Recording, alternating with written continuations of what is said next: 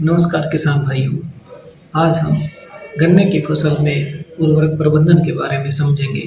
गन्ने की फसल में समय और विधि के अनुसार खाद देने का तरीका और मात्रा बदल जाती है।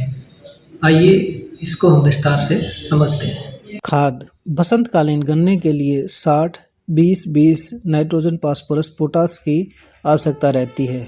अगर उर्वरकों में देखें तो 130 किलो यूरिया, 125 किलो एसएसपी और 35 किलो एमओपी की जरूरत पड़ती है।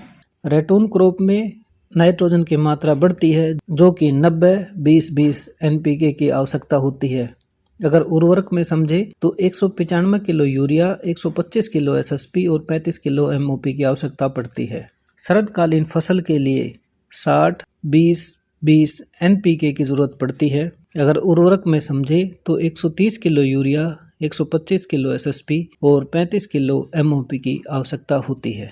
बसंतकालीन फसल में पूरा फास्फोरस, पूरा पोटास और 1/3 नाइट्रोजन बिजाई के समय तथा 1/3 नाइट्रोजन दूसरी और 1/3 नाइट्रोजन चौथी सिंचाई के साथ डालें। रेटून या मोटी फसल में 1/3 नाइट्रोजन, पूरा फास्फोरस, पूरा पोटास फरवरी में पहली गुड़ाई करते समय पोरे या बिजाई करें। 1/3 नाइट्रोजन अप्रैल में तथा शेष बची हुई नाइट्रोजन जून में। अगर शरदकालीन इंटरक्रॉपिंग फसलें दी गई हैं तो इंटरक्रॉप फसल बोते समय पूरा फास्फोरस, पूरा पोटास और 1/3 नाइट्रोजन बिजाई के समय दें। 1/3 नाइट्रोजन इंटरक्रॉप के काटने के बाद और 1/3 नाइट्रोजन जून के दूसरे पखवाड़े में या मानसून शुरू होने पर दें। यदि गन्ना गेहूं की कटाई के बाद बोया गया है तो आधी मात्रा नाइट्रोजन की और पूरी मात्रा फास्फोरस और पोटास की बिजाई के समय डालें।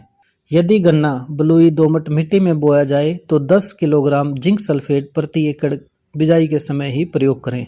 कम या मध्यम सल्फर वाली भूमि में 10 किलो शुद्ध सल्फर प्रति एकड़ गन्ने की बसंतकालीन और मोटी दोनों फसलों में डालनी चाहिए। इससे पैदावार तथा रस की गुणवत्ता बढ़ती है।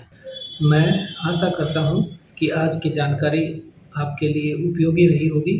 जल्द ही हम गन्ने में टपका विधि पर पानी और खाद देने के तरीके के बारे में विस्तार से चर्चा करेंगे। अधिक जानकारी के लिए मिकाडा विभाग से जुड़े रहिए। धन्यवाद।